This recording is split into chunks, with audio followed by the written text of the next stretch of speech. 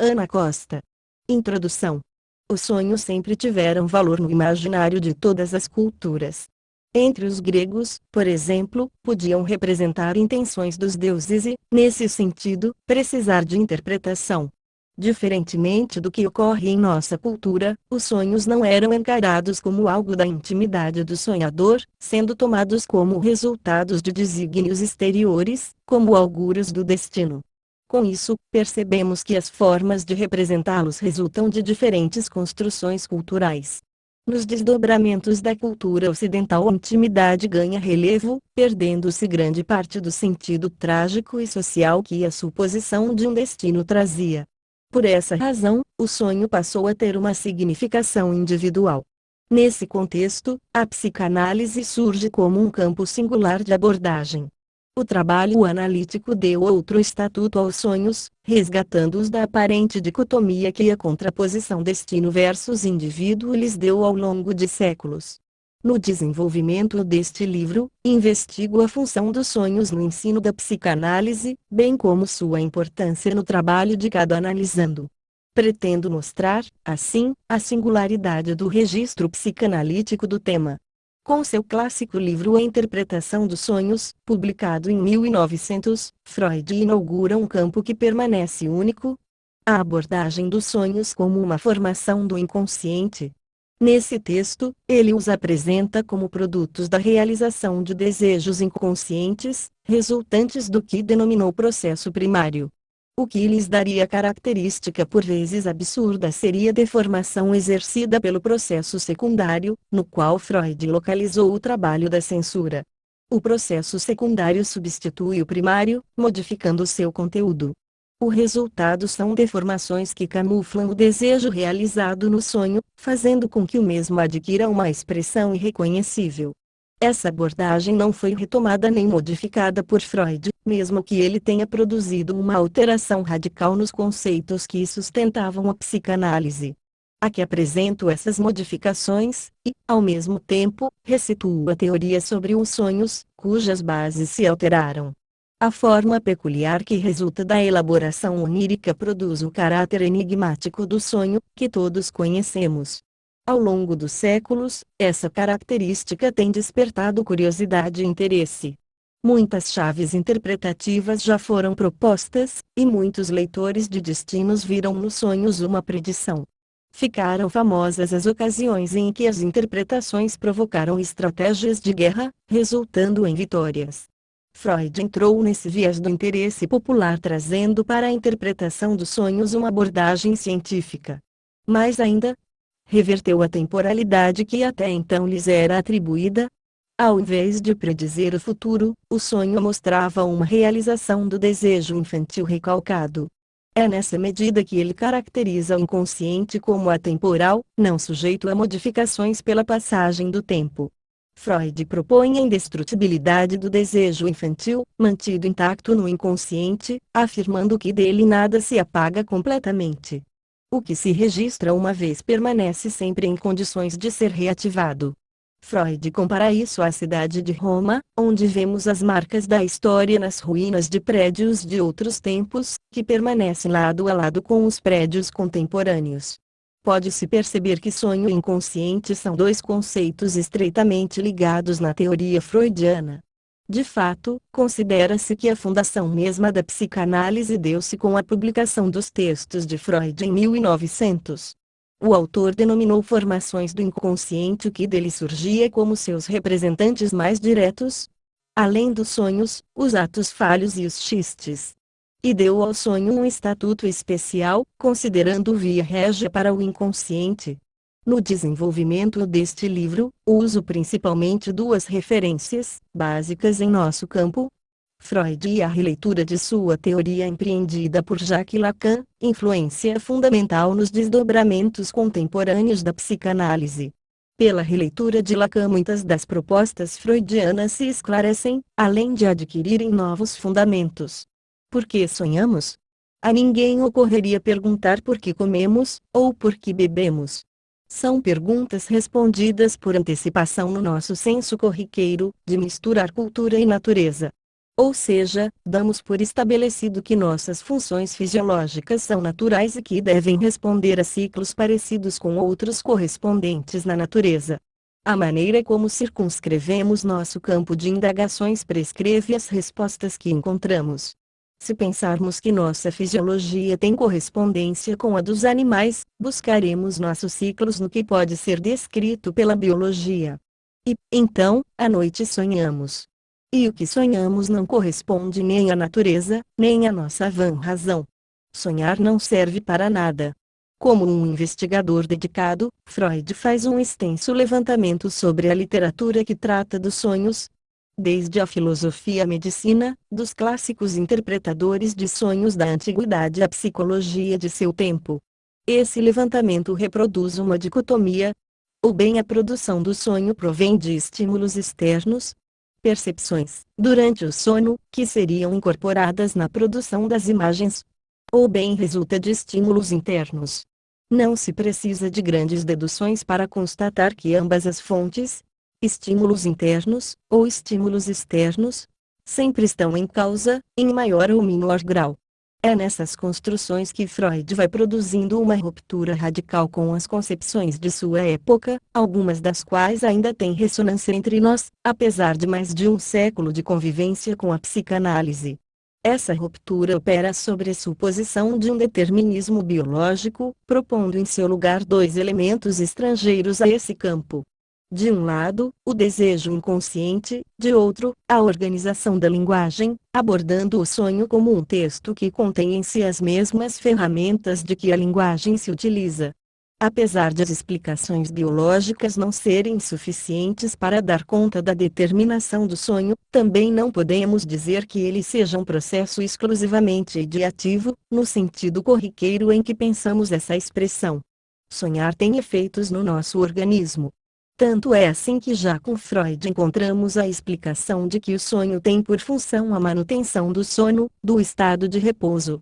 O autor antecipa uma concepção que terá amplo desenvolvimento mais tarde, dizendo respeito à inter-relação entre o psíquico e o orgânico, que desemboca na teoria das pulsões. Para Freud, a pulsão se apresenta como um conceito limite entre o psíquico e o somático. Como essa teoria sempre constituiu um dos alicerces da psicanálise, sua definição constrói a fronteira mesma desse campo. Nesse sentido, a máxima freudiana de que o sonho é a realização de desejos não pertence exclusivamente ao campo ideativo. É na construção do sonho que encontramos um enlace entre pulsão e representação. Por outro lado, essa construção faz parte do que o autor denominou realidade psíquica. Com isso ele sustenta que a fantasia não é algo a desconsiderar como uma simples ilusão a ser desfeita. A realidade psíquica, motor de tudo o que diz respeito às formações do inconsciente, tem efeitos reais, que produzem modificações no organismo e interferem na percepção que temos da realidade do mundo e das coisas. A partir do desenvolvido podemos tecer algumas considerações. A afirmação de que o sonho é necessário para que possamos dormir pode ser atestada em diferentes situações de insônia, em que ocorre uma espécie de ruptura do suporte para a construção da realidade psíquica. Isso pode acontecer nos momentos de crise, quando o suporte do sujeito fracassa, ou nos de grande paixão, quando vivemos uma espécie de sonho dentro do sonho, que por vezes nos impede de dormir ou até mesmo de comer. Sonho e realidade psíquica. O estatuto de realidade psíquica é no mínimo paradoxal, porque subverte o que costumamos pensar sobre o termo realidade. No senso comum, a realidade é algo inquestionável, que está sempre à nossa espera ao abrirmos os olhos todas as manhãs. Ela nos acossa se despertamos de um sonho prazeroso, no instantâneo de algo que se foi, contrastando com a dureza cotidiana. Ou no dia seguinte de uma perda dolorosa, na dura constatação de que não foi um sonho. É assim também quando alguém convoca o argumento da realidade, porque se tem por princípio que ali não cabe discussão. No entanto, a realidade psíquica contradiz completamente esse corriqueiro sentido pré-estabelecido. Freud propõe-se a caminhar nesse tema partindo de sua clínica.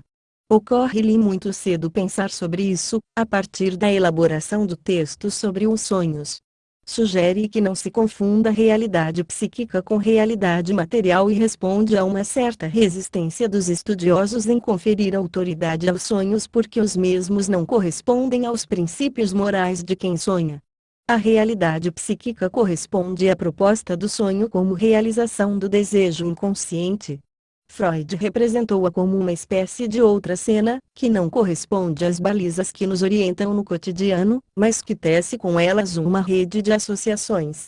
Ela é responsável tanto pela fantasia quanto pela formação dos sonhos. Mais tarde em sua obra, ele propõe dois princípios, que apesar de contraditórios constituem uma continuidade: o princípio do prazer e o princípio de realidade.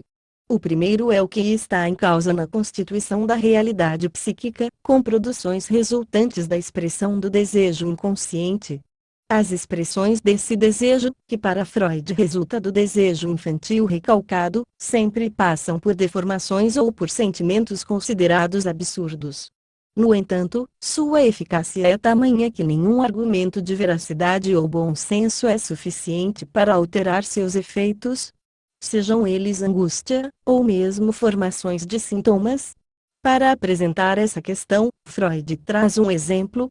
Se alguém se sentir culpado pela morte de outrem, morte, esta, de ocorrência natural, não adianta convencê-lo do absurdo de tal sentimento.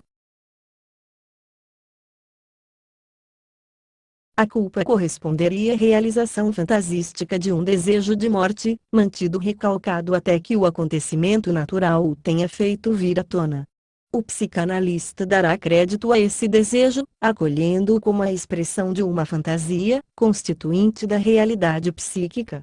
A realidade psíquica é a tela necessária para que a realidade, tal qual a representamos em nosso cotidiano, possa ter a consistência que lhe damos. Mais ainda, sem realidade psíquica não há realidade material. Essa constatação é uma das maiores contribuições que a psicanálise pode trazer à cultura.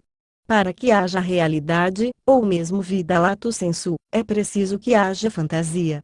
Ou, como corriqueiramente falamos, para que representemos uma realidade é preciso antes sonhar. As afirmações acima podem ser constatadas nos momentos em que algo rompe abruptamente com as referências que ordenam o cotidiano, afetando a função da realidade psíquica. Nas guerras, ou mesmo nas imigrações, e em outros acontecimentos não tão evidentes, somente conseguimos orientar-nos na chamada realidade material quando as funções do sonho e da fantasia podem ser reconstituídas. Ou seja, para viver é preciso sonhar. Realização de desejos. A expressão que Freud utiliza para apresentar as relações entre sonho e desejo somente repete o que encontramos no senso comum.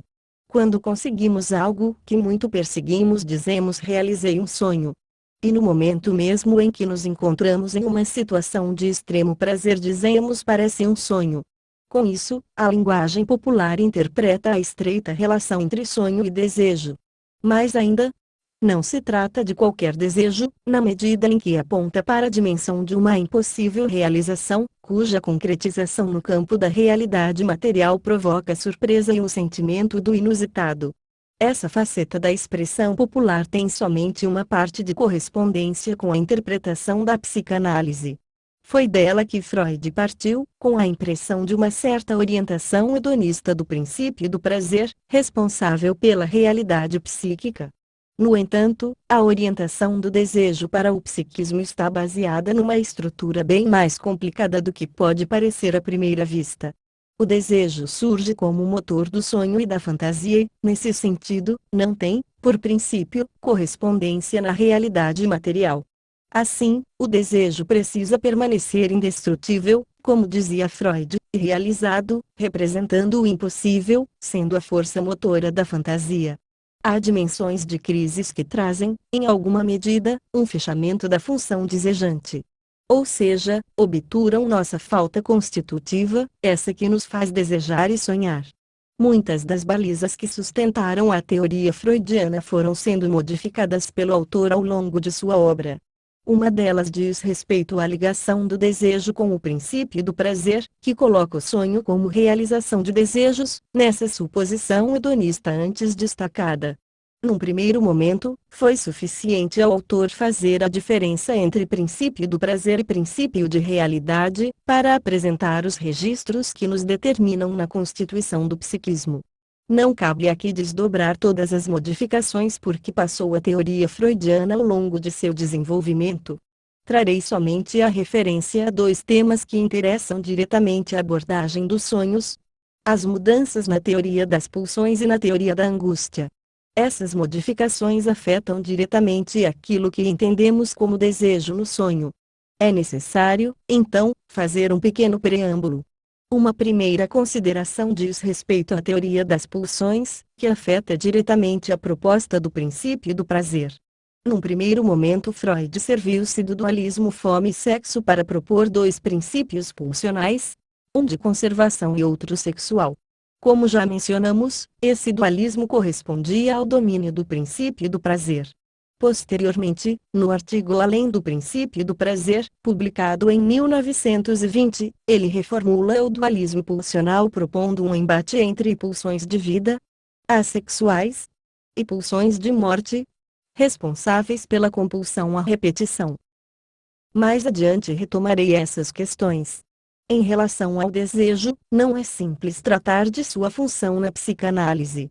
Mas destaco dois elementos principais que estão em causa no sonhar: a referência temporal e a reconstituição da falta estrutural que permite a construção da fantasia. Já adiantei algo sobre isso quando fiz referência ao tempo. Freud subverteu a temporalidade que os intérpretes dos sonhos propunham. Ao invés de uma predição do futuro, refere o sonho a um retorno do desejo constituído na infância. Mas esse infantil que se atualiza não concerne a algo objetivo que tenha acontecido. O que se atualiza diz respeito a um signo representante de uma experiência de satisfação. Freud propõe que esse signo se constrói numa primeira experiência de satisfação do bebê, na qual uma vivência da falta promove a evocação do seio materno, produzindo-se uma satisfação alucinatória. Nesse sentido, o signo da satisfação alucinatória passa a valer pela própria experiência. A atualização desse signo tem dupla assonância. Por um lado, a memória da satisfação, por outro, também a memória da falta, que resultou da perda constituinte desse primeiro tempo da infância. Freud denominou esse primeiro tempo de recalque originário. Tratou dele como de um tempo mítico, tempo de entrada na função de representação, quando o sujeito perde qualquer relação direta com os objetos da necessidade. É ali que o mamar, por exemplo, deixa de ser somente a satisfação de uma necessidade. O alimento passa a compor um circuito onde pode ser relacionado com uma demanda de amor. Nesse circuito, o seio e seu substituto são índices da relação primária de amor com a mãe. Assim, é possível perceber que a referência do psiquismo ao desejo tem por função o acesso a representantes simbólicos, os quais mediam uma satisfação mais direta. Com isso, os homens constroem enormes desvios na relação com sua satisfação. E é desses desvios que se faz a cultura. Apesar de a cultura resultar numa enorme rede que substitui as relações primárias, as formas de relações podem se manter. Isso significa, por exemplo, que alguém pode repetir no casamento a mesma forma de relação que mantinha com a mãe, independente de se o parceiro é homem ou mulher. Isso acontece em função da ligação pulsão-representação. Se por um lado, na constituição do sujeito, há uma série de interpolações que mediam a satisfação, o desvio que permite ligar a satisfação com representantes simbólicos. Por outro, o campo das representações fica também marcado pela carga, que Freud denominou libido, das relações primárias. Temos, então, uma via de mão dupla. De um lado, a possibilidade de substituir o objeto da satisfação primária, o que lança o sujeito num campo simbólico, mas, de outro, o deslocamento da forma de relação, ou de satisfação, para o objeto substituto, constituindo, então, uma maneira de preservar, de manter a forma de ligação com o objeto primário. No texto A Negação, publicado em 1925, texto este que assumiu grande importância no campo analítico, Freud comenta a maneira como aparece essa via de mão dupla no discurso dos analisandos. Ali, ele trata da negação como um elemento privilegiado da emergência do inconsciente em análise, ou seja, da emergência, num só elemento, da ligação entre função simbólica e representante pulsional. Sua análise dizia respeito à seguinte fala de um analisando: o senhor me pergunta quem poderia ser essa pessoa do meu sonho. Certamente não é minha mãe. Ao que o autor observa que se pode afirmar que se trata justamente da mãe. Por que será que Freud diz isso? Não é questão de simplesmente indicar que ali o analisando tenta esconder algo, como algum sentimento proibido em relação à mãe. Trata-se, muito mais, de ressaltar a função da negação como a manifestação, numa fala, da ligação entre representação simbólica e pulsão. A fundamentação da colocação do autor está no texto e envolve alguns desdobramentos da função da negação. Com essa função, Freud busca um certo enlace da representação com algo originário do psiquismo na infância, a constituição do dualismo dentro-fora, corpo-objeto, realidade psíquica mundo externo. O signo da negação, não é eu, é essa constante que vai marcar tal separação-diferenciação. No entanto, não é uma operação somente com representações ideativas, mas com signos que tomam por suportes as sensações de prazer e desprazer. Assim, o desprazer será situado como não eu mesmo que venha a incidir sobre uma parte do corpo. Ao mesmo tempo, o prazer será situado como eu ainda que incida sobre signos externos, como o seio da mãe, por exemplo. Logo, não se fazem diferenciações objetivas, mas da própria constituição da realidade psíquica, que será fundamental na maneira como a criança poderá constituir uma forma de relação com a realidade material. É também por causa desse hibridismo nas condições de representação, em que os representantes simbólicos contêm também representantes pulsionais, prazer-desprazer, ou seja, signos de experiências corporais, que a realidade não é nada objetiva. O que conhecemos por realidade resulta dos mesmos elementos com os quais construímos os sonhos. Pode parecer curioso, mas nossas percepções, ou seja, o que registramos do nosso meio ambiente, dependem dessas condições antes descritas. Do amplo espectro de estímulos que recebemos, registramos somente aqueles que temos condições de reconhecer, a partir das marcas deixadas por nossa experiência. É assim que também em nosso despertar construímos uma maneira de continuar sonhando. Sonho e realidade. Na abertura do capítulo em que se dedica a pensar a psicologia dos processos oníricos, no livro A Interpretação dos Sonhos, Freud relata um episódio impactante. É uma narrativa que lhe vem em terceira mão, acontecida com pessoas que ele não conheceu. Um pai que velava seu filho morto deita-se um pouco numa sala ao lado de onde acontecia o velório, deixando um velho em seu lugar. Depois de algum tempo, sonha que o filho se aproximava da cama em que estava, tocava-lhe no braço e lhe dirigia uma frase em tom de censura: "Pai, não vês que estou queimando?" Acorda sobressaltado e vê um clarão na sala ao lado. Uma vela caíra, fazendo com que a roupa do cadáver pegasse fogo. O velho que cuidava dele dormira. Nesse sonho, o que chama a atenção de Freud é seu caráter muito direto, quase sem encobrimento, como se fosse uma simples repetição da realidade que acontecia na peça ao lado. Freud pondera que, se algum desejo se realiza ali, é o de prolongar a vida do filho morto, reconstituindo sua presença em sonho. Já para Lacan, esse sonho revela uma certa relação constante entre realidade e repetição. Lacan argumenta que não se trata simplesmente de um prolongamento da vida do filho, o fundamento do sonho está na frase "Pai, não vês?". Essa frase interpreta o sonhador. Ele dormira naquele momento, talvez repetindo sua ausência junto ao filho, quando este ainda vivia. É um sonho que interpela a falha do pai em um momento crucial de seu lugar como pai e que o situa em relação à morte do filho. A repetição em causa no acontecimento é da ordem de um encontro, do termo grego de que, um encontro com o ponto mais cruel da perda do objeto.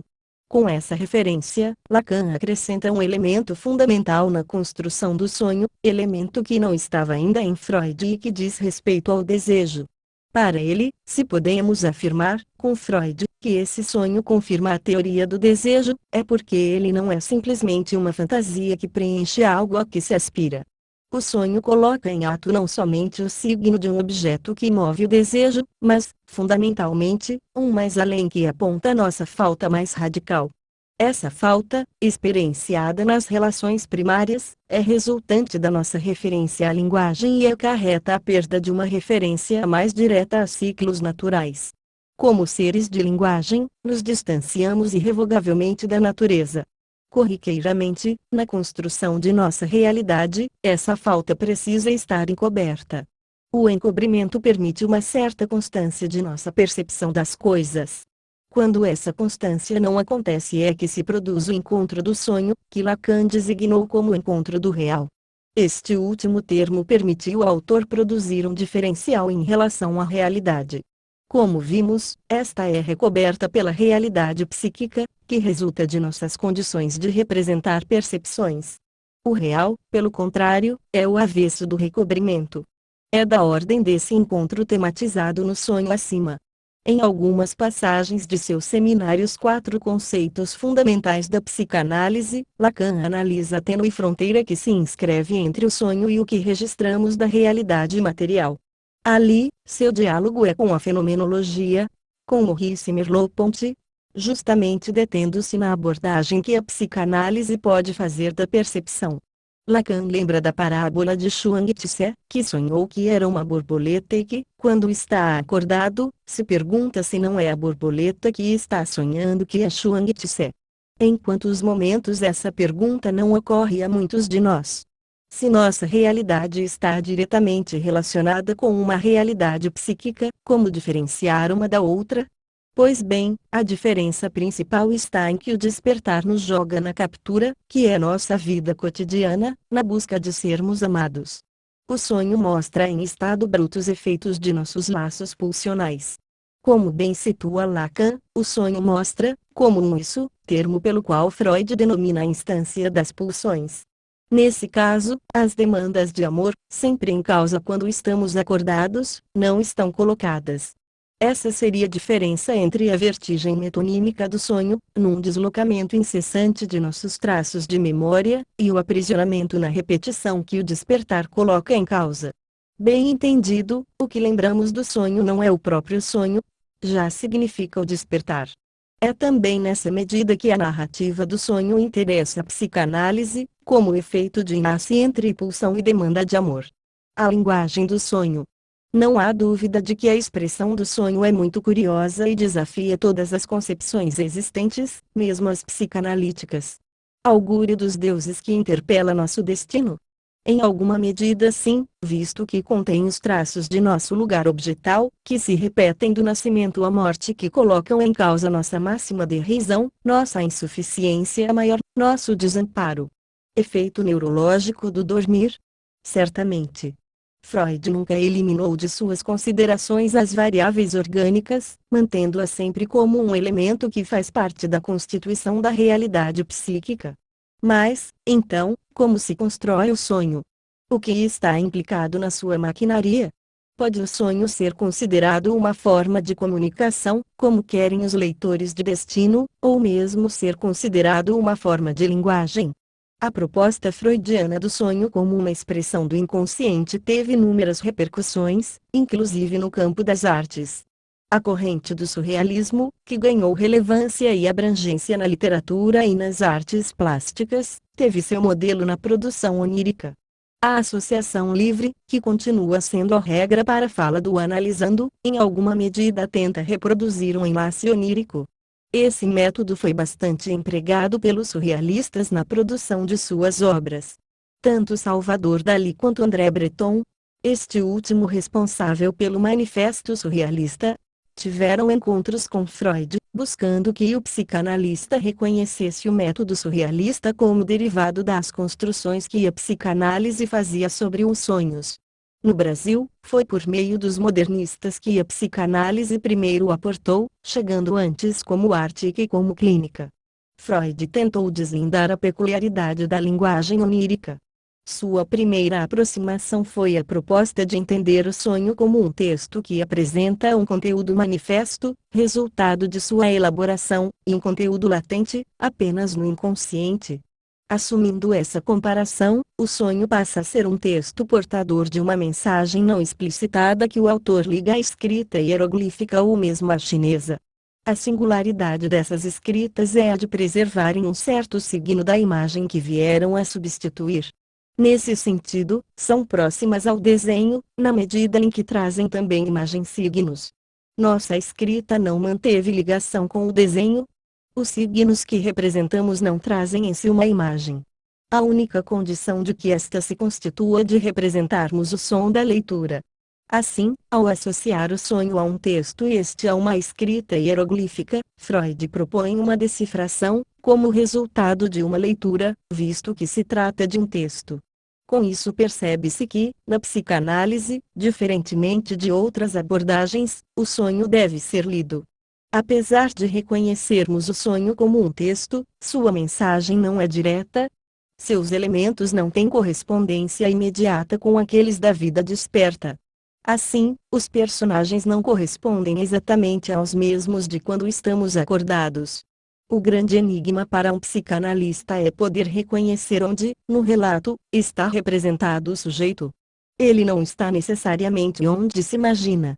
Todos os elementos do sonho, em alguma medida, representam o sonhador. Também não é como imagem que o sonho vai ser trabalhado numa análise, mas sim como fala veiculada por aquele que sonhou. Essa fala é tomada, pelo psicanalista, como leitura do sonho. Ou seja, está sujeita aos tropeços homofônicos das letras e não corresponde ao sentido identitário que buscamos constituir na construção psíquica de nossa realidade. Freud não desenvolveu, no seu tempo e com os recursos de pensamento de que dispunha, todas as consequências da proposta do sonho como um texto. Ele faz duas aproximações interessantes. Primeiro, como já mencionamos, a relação com escritas criptográficas, hieróglifos e diagramas chineses, escritas que guardam sua relação com imagens. Segundo, a produção do sonho como submetida a leis de condensação e deslocamento. Na condensação, um único elemento do sonho é resultante de uma ampla rede de associações.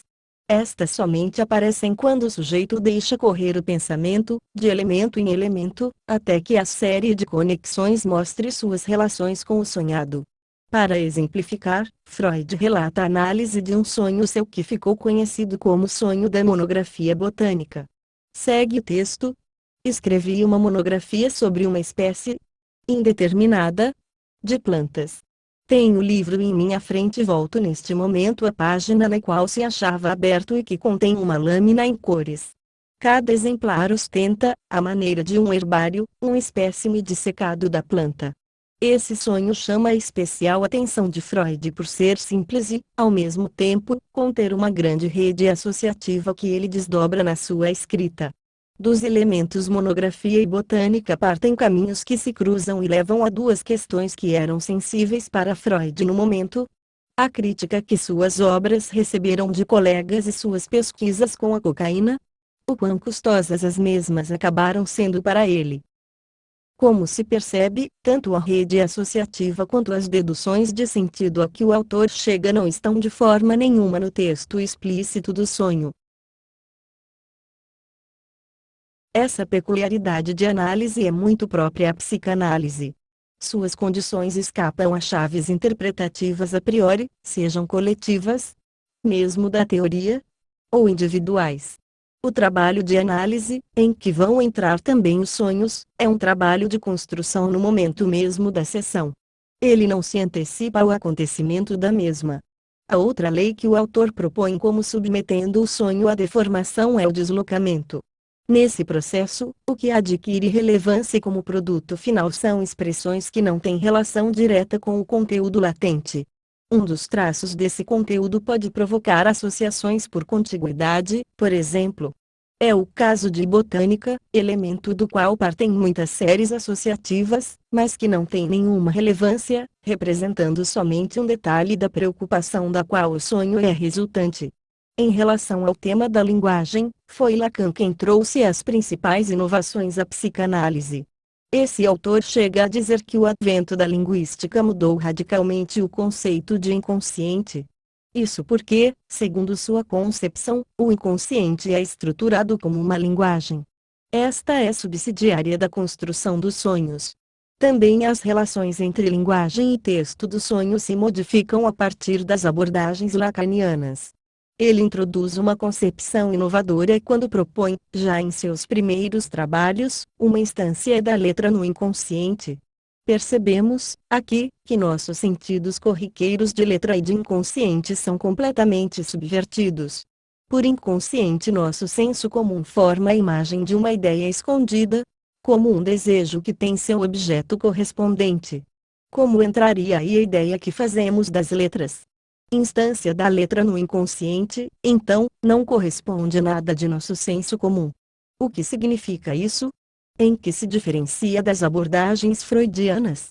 As abordagens freudianas implicaram rupturas radicais, que precisaram de tempo de elaboração para que pudessem ser desdobradas em todas as suas consequências. Essas rupturas tiveram incidência tanto na relação com um racionalismo positivista quanto na posição da ciência e em sua concepção do determinismo biológico. Mesmo que Freud tenha rompido, por vezes suas propostas refletem enlaces com um pensamento anterior. Assim também sua primeira concepção de inconsciente, que traz a descrição dos mecanismos de construção dos sonhos. Lacan renomeou os mecanismos de condensação e deslocamento, organizadores da linguagem onírica, de metáfora e metonímia, respectivamente. Trata-se simplesmente de um novo batismo dos mesmos mecanismos? Em parte sim, mas não somente isso. Com o rebatismo, Lacan ligou sua denominação de estrutura de linguagem com o desenvolvimento da linguística. Mas também encontramos algo mais aí. Quando Freud propôs as leis de condensação e deslocamento, algo ainda o condicionava: a ideia de um inconsciente que pudesse ser revelado. É isso que se encontra embutido na proposição de um conteúdo latente, responsável pela produção do sonho, e um conteúdo manifesto, que resulta no texto do sonho. Temos, a partir disso, dois textos, onde um conteúdo latente interpreta o outro conteúdo manifesto. A impressão de absurdo que o sonho nos passa seria resultante da censura, que deforma o conteúdo latente porque o mesmo nos traz desejos que não queremos reconhecer. Lacan radicaliza as propostas freudianas. Ao designar como metáfora e metonímia os mecanismos de constituição das formações do inconsciente, onde o sonho se posiciona, ele não propõe dois textos, latente e manifesto. Ele simplesmente sugere que essas formações estão submetidas às corriqueiras leis da linguagem. Ou seja, elas não passam por nenhum processo deformador que não seja o da própria linguagem. De alguma maneira ele expressa que o que tanto impressionou Freud no processo do sonho, como constituindo um produto deformado, nada mais é do que a operação das próprias leis da linguagem, a metáfora, onde uma significação é substituída por outra a partir de uma relação de semelhança, como em A Primavera da Vida, por exemplo, e a metonímia, onde se toma a parte pelo todo, uma vela, para falar de um barco à vela, por exemplo. Assim, a deformação resulta da própria linguagem que deforma o real, constituindo uma outra cena, com leis e desígnios próprios. Mas se é assim, se esse produto nada mais é do que o resultado de um elemento que nos é tão familiar, nossa linguagem, por que o sonho nos parece tão estranho e por vezes absurdo? Nele vamos encontrar outro elemento da proposta lacaniana, a instância da letra no inconsciente. Lacan denominou de letra, na posição do inconsciente, o lugar do encontro de elementos heterogêneos, a expressão da junção entre corpo e linguagem. Ela se inscreve na borda entre esses elementos. Por isso também essa aproximação entre o sonho e uma escrita pictográfica, porque esta contém traços da imagem do corpo. Como se sabe, a linguagem surge como uma forma de descrever o real. Mas, apesar dessa aproximação de origem, logo após o surgimento ela constitui um sistema próprio. Assim, torna-se independente do objeto em que primeiro se apoiou, constituindo, em si mesma, um sistema fechado e autônomo. No entanto, é pelos seres falantes, que emprestam seus corpos aos símbolos criados pela cultura, que língua e real continuam a fazer pontes e constituir enlaces. É impossível subsumir um sistema no outro, assim como é impossível que os mesmos se tornem completamente independentes. A letra na posição do inconsciente mantém essa ponte entre heterogêneos, como um litoral limita água e terra. Por essa razão as formações do inconsciente nos parecem absurdas, porque não pertencem nem a um sistema nem a outro. São uma maneira de registrar nossos produtos pulsionais, que resultam da desnaturalização de nosso corpo submetido à linguagem, fazendo um enlace com as leis da própria linguagem. Esse enlace somente é possível na medida em que fazemos com que esses produtos sejam endereçados a nossos laços amorosos. Por essa razão a humanidade sempre procurou a significação dos sonhos. Eles designam que temos de ser algo para um outro, deuses, destino, ciência, ou, simplesmente, nosso amor mais próximo. Sonho de angústia. Na sessão anterior situamos um diferencial entre Freud e Lacan que nos leva por caminhos distintos na análise das formações do inconsciente, na medida em que ali as concepções de inconsciente não têm o mesmo fundamento. No entanto, mesmo em Freud é preciso indicar posicionamentos distintos ao longo da obra. A suposição de um inconsciente revelado, no qual o sonho constituiria um texto resultante de uma censura à realização de desejos, trouxe algumas dificuldades de análise ao autor. Uma delas dizia respeito a sonhos onde o foco era o desprazer, sem que o mesmo fosse resultante da censura um desejo encoberto. Freud saiu-se, por seu lado, com o pensamento de que o desejo em questão poderia situar o sujeito como masoquista, onde desprazer seria o desejado. Outro elemento que produziu desacerto nesse primeiro posicionamento freudiano eram os sonhos de angústia. A grande indagação que o autor se fazia era como ficava sua suposição do sonho como realização de desejo nesses casos. As inquietações de Freud não se restringiram ao domínio dos sonhos, elas produziram grandes modificações nas bases de sua doutrina. Em relação ao nosso tema, dois desdobramentos interessam: o da angústia e o da repetição. Pode-se constatar duas proposições sobre a angústia na obra freudiana. Na primeira, subsidiária do suposto domínio do princípio do prazer no psiquismo, a angústia era pensada como uma espécie de escoamento de uma libido não canalizada, ou, mais propriamente, não ligada a alguma representação que permitisse, como substituta, a realização do desejo. Assim, pelo recalque de uma representação pulsional insuportável para a consciência, a libido, que a ela estava ligada, ficaria sem suporte e seria transformada diretamente em angústia. Como se percebe, o motor dessa ideia é o império do princípio do prazer, que precisaria promover, de alguma maneira, a realização de desejo. Pressupõe-se, também, um sentido econômico estrito. A libido, energia psíquica, precisa de escoamento. Se este não acontece, provoca angústia. Temos, aqui, uma referência temporal em relação ao recalque. É este que provoca a angústia, a qual surge como um efeito do recalcamento. Alguns pós-freudianos fundamentaram suas propostas teóricas nesse princípio. Já na segunda proposição, a relação temporal se inverte. Não é mais o recalcamento que produz angústia, mas a angústia que é motora do recalcamento. Assim, o ponto de vista econômico, que, de certa forma, tem grande relevância sob o suposto domínio do princípio do prazer, muda de sentido. Esta inversão temporal não é um simples detalhe. Ela coloca em causa uma reversão nas bases da teoria freudiana, nas quais estava fundamentado o entendimento dos sonhos.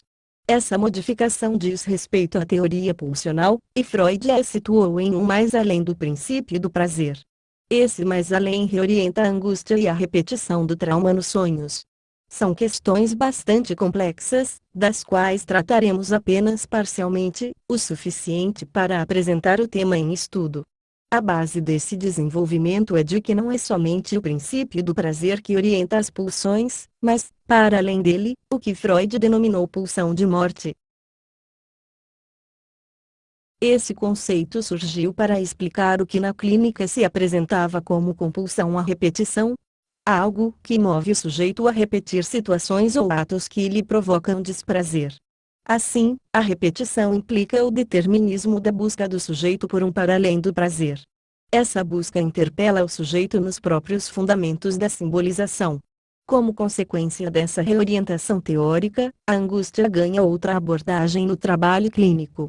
Ela se apresentará, então, como uma condição necessária para a constituição dos sintomas. Freud dá-lhe o estatuto de um sinal que move as defesas do psiquismo. Para ele, a angústia surge como efeito da castração, tomando seu modelo no desamparo constante das primeiras experiências depois do nascimento. É com Lacan que essa faceta da angústia será melhor situada. Para esse autor, a experiência da falta, que ele denominou de castração simbólica, dando-lhe abrangência maior que uma referência exclusivamente edípica, é suporte da construção do psiquismo, entendido este como formações simbólicas que sustentam o sujeito em sua vida. A proposta lacaniana supõe duas coisas. Primeiro, é necessária a experiência da falta para que o sujeito possa livrar-se de um atrelamento muito alienante, resultante de suas relações primárias. Segundo, a angústia é sinal de que essa experiência da falta pode não acontecer. Logo, de certa maneira, a angústia é a promotora de movimentos de separação, de simbolização. Pelo exposto, o sonho de angústia contém, em si mesmo, a colocação em ato desse mecanismo. No momento do sonho em que o lugar onde está situada a falta pode vir a faltar, surge a angústia. Isso é bastante frequente em sonhos fóbicos, nos quais se repetem os principais promotores de angústia de quando o sujeito está desperto, seja em relação a animais, ao espaço, a movimentos corporais. A fobia, que Freud denominou de neurose de angústia, é uma formação sintomática que coloca em causa mecanismos primários de diferenciação. Esses mecanismos demonstram que os sintomas resultam de uma peculiar forma de simbolizar, própria aos falantes que somos. Resultam de uma tentativa de subsumir elementos heterogêneos, como são corpo e linguagem, tentativa esta que busca jogos de equivalência e substituição. Frequentemente, vemos como as principais balizas que suportam nosso corpo, diferenciando-o no espaço, suportando-o no movimento, em relação ao outro ou aos animais, entram em causa nas formações fóbicas. A angústia é um afeto que provoca o movimento para essa diferenciação. Assim, sonhos de angústia acompanham toda uma vida, mesmo que possam ser mais frequentes em alguns períodos. Costumam provocar o despertar, com alterações corporais, suores, taquicardia etc. Apesar de suas construções serem singulares a cada sujeito, encontramos repetições de sonhos típicos, como alguns em que aparecem bichos ou insetos, por exemplo, ou nos quais a pessoa não consegue movimentar-se, com uma paralisia do corpo etc. Bem entendido, nem sempre sonhos como os citados provocam angústia, e esta pode surgir em muitos outros sonhos distintos.